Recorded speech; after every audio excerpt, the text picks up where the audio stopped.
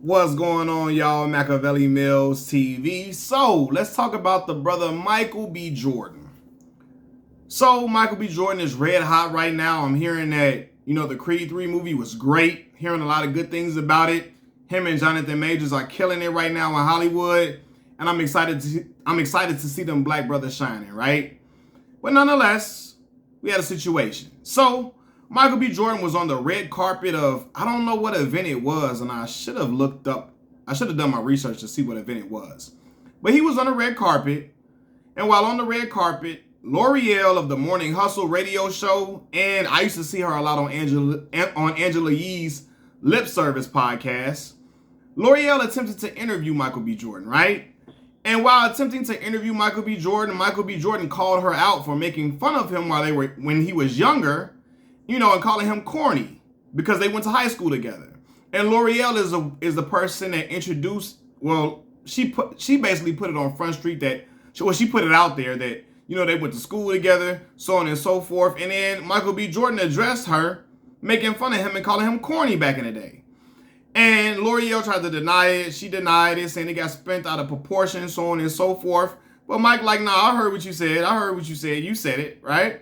And this is the thing. L'Oreal herself confessed that in high school, she and other students would tease him about his name and then tease him for bringing headshots to school, like on a regular basis, him bringing his headshots. And, teasing about the name, they're probably something light, but sometimes I can probably see them clowning him about bringing his headshots. They probably was getting down on him. And I think Michael B. Jordan from Newark, New Jersey, and kids in inner cities, and even in the country though, kids can be very cruel and they can say some stuff that hurt somebody's feelings for real. And I'm sure L'Oreal was saying some crazy stuff. I don't think Mike is responding to her for no reason. I'm sure she said some stuff that can be a little crazy because she got a little mean girl spirit in her. I ain't gonna lie, I've observed her and how she can move at certain times in certain situations, right? And so people are looking like, is Michael B. Jordan childish for even bringing this up, for feeling a certain type of way about this? Is he himself corny for even bringing it up in the first place and being upset or any type of way? Do I have a problem with this? And the answer to that is absolutely not. Y'all, and listen, hear me out. I'm not one of these incels on YouTube who are mad at the world and mad at women. And I'm not one of these guys that can't get women and just feel like all bad things should come to women. And I don't speak I hate women rhetoric on this channel at all, right? So listen to what I'm saying, right? I'm one of these people who understands that people will always remember the way you treat them. No matter how many years pass, no matter how far you go in life, they might forget your name, but they're never going to forget how you made them feel. Which is why my father used to always stress the importance of me treating everybody the same, right? In particular, women.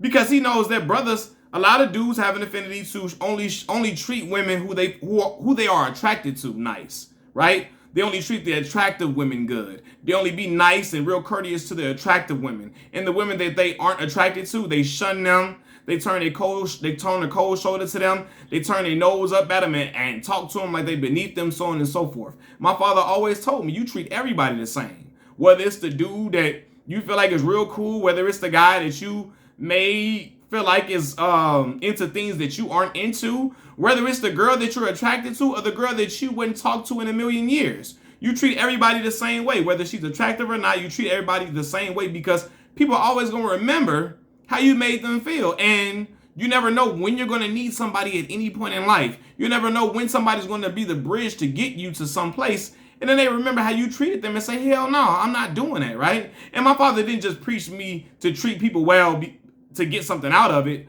but because he made me think about how I would feel if people treated me in that same way.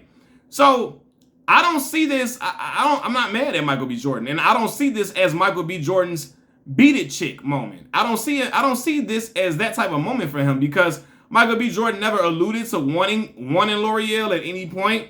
He never alluded to being curved by L'Oreal at any point. This woman is a former bully and not a former love interest. He just let it be known that he remembers how she talked crazy about him. She talks some shit about him. He remembers how she made him feel like he was corny or whatever. And he heard it. He let her know he heard it. And I don't see nothing wrong for letting people know I heard what you said. I heard what you said. You know what I mean? We can do this interview, but I heard what you said. And I don't think there's nothing wrong with that. He could have did a way wilder situation. He could have upped the ante and went even crazier. But all he did was like, look, I heard about it. You know what I mean? Put it on Front Street and gave it a little slight stunt. I heard about it now. All right, now go ahead and ask your question.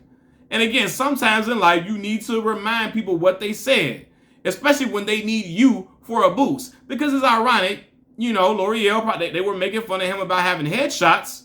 And that was just the young brother taking his career seriously. And Michael B. Jordan had been in Hardball at that point, The Wire, probably in some of these little soap operas as well. So he taking his career seriously. They making fun of him, they probably was getting down on him, calling him a fake ass little wannabe Denzel. You know how kids listen. I went to public school all my life. Public school kids can get down on you and make you feel like you ain't shit. And I've been the recipient of that before at certain points when I was in elementary school, right? So I know Mike probably had some time where he probably affected his self-esteem, affected his confidence, and he let them know, man, I remember that. And to me, it ain't nothing wrong with that, man. It's not. Everybody reacts to how they were treated back in the day, some bullying back in the day. Everybody reacts to it differently. Right? Now, I may not have done that, but I don't see no problem with Mike letting her know, hey, girl, you remember what you said about me, right? And look, success is the best revenge. You know, and again, L'Oreal is using the same success she probably thought he wouldn't have for her own purposes to get her interview popping or her radio show or podcast, whatever she got going. She using that interview with Michael B. Jordan to get her stuff farther. So, you know, man, it's ironic that the same reason they were clowning him for in high school is the same reason she interviewing him now. And again, everybody doesn't respond to former bullies in the same fashion. I remember when I was in elementary school, I'm going to give y'all a quick anecdote, right? I was in elementary school and I went from being a real slim kid to over the summer, I gained some weight and I gained some weight over the years, right? I had put on weight. I was a chubby kid wearing the Huskies, the Husky size pants and all of this and all of that. And, you know, I had some problems a little bit because of my weight. And, you know, I remember one time in particular, it was a girl that used to like me when I was a little slimmer. And as I got to like my sixth grade year, I believe it was, sixth grade year, I had gained weight considerably at that point.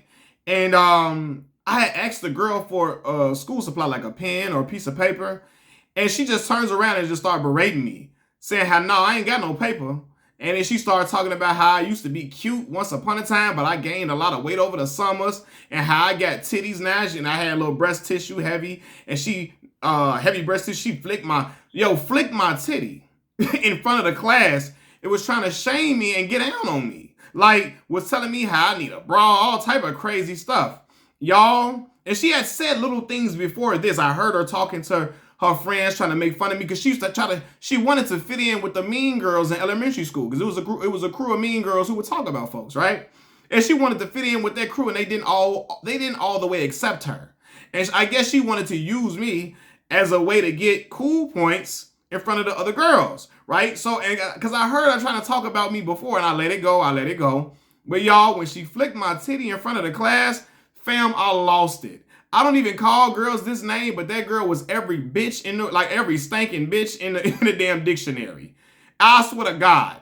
Like, I was calling her all type of hoes, all type of stinking ass bitches. Excuse my language, y'all. I don't even talk like this about women for real. I really don't. But she tried to shame me and embarrass me. I'm like, okay, you want to get cool points? I'm about to fry your ass.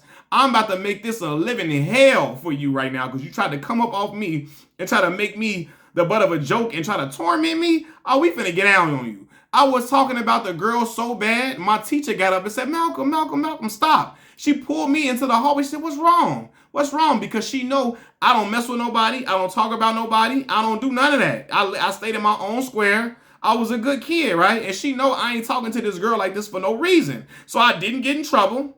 And in fact, the next class we went to, one of the other teachers was talking crazy, was like, let them know, if y'all get to talking about somebody ever again, it's going to be a problem, because they knew I was a good kid. Man, I got to clowning her so bad the girl she was trying to impress started laughing at her, pointing at her, and it became one of her worst days. And she got ashamed, and she was so ashamed and so feeling so bad. I was sauteing and frying her ass like chicken at the back of Harold's Chicken in the deep fryer. I'm telling you, boy, I was deep broiling her ass in front of everybody. She was every stinking ass bee and everywhere. I swear to God, right? And then I can imagine if I was to run into her in my adult years and she tried to be all buddy with me and try to be all, hey, I don't know how I would feel. I would like to feel that I've progressed beyond that. And I've grown and, I'm matured and years have passed and I got children and I'm a grown man and whatever. But some things can be a trigger for people. You don't know how it affected some people. That might have affected that brother in a way where it hurt his confidence and he probably felt like, damn, I don't feel comfortable being myself in front of my classmates or whatever. And, it probably been a situation where his parents may have had to talk had to uplift him in a way because he probably was feeling down and out about it. So we don't never know how that affected that brother in any way. So to say, oh, he too childish, he corny for that, man, listen, ain't no telling how people gonna respond. You can't torment somebody and then as a younger child and think they all is gonna be forgiven just because y'all grown. Some people don't operate like that. Some people gotta let you know, I remember what you said, fam. That shit wasn't cool. I'm gonna give you this interview, but I'm gonna let you know. It's gonna be a little uncomfortable for you. I'm gonna put you on Front Street about this because now you in my face. Now you want to be interviewing me. Now you want to, give me some kudos and some props. But back then it was something different. Like Mike Jones say. Back then they didn't want me. Now I'm hot. These heifers all on me. Right? But nonetheless, man. Yeah, like that girl that was talking crazy like that to me. I would like to think I wouldn't be tripping. But I don't know. Who's to say she say something else to me? And I'd be like, man, listen, I remember I got out. Like, do you remember how I was calling you every name in a book and your ass was about to cry after you tried to clown me? She about to cry and shit. I ain't give a damn. Because she tried to make me cry and tried to embarrass me. Flicking my titty, trying to embarrass me in front of other girls. And I was just like, oh, man, I got something for her ass. I let her have it. Shit, it just oozed out of my mouth. All like, the words just came all out of my mouth. I ain't give a damn. I acted like I was like, nobody was in the room but me and her. And I got to getting off on her ass. Like, I'm just getting down on her. But, yeah, man. I don't see nothing wrong with Michael B. Jordan letting her know. I remember what you said, shorty. We can do the interview. But just so you know, hey, just to let you know, look how things happen. And my pops used to always tell me, treat people right the way you want to be treated. I know it sounds cliche. It's the cliche golden rule. But it's for real, man. It's for real. And L'Oreal got a way about her, so I know she probably was saying some crazy stuff to Mike. And Mike remember that like, nah, man, I remember some stuff. Or, I remember how you used to act, and I remember some stuff you said recently, and it's cool. But I just know I heard what you said.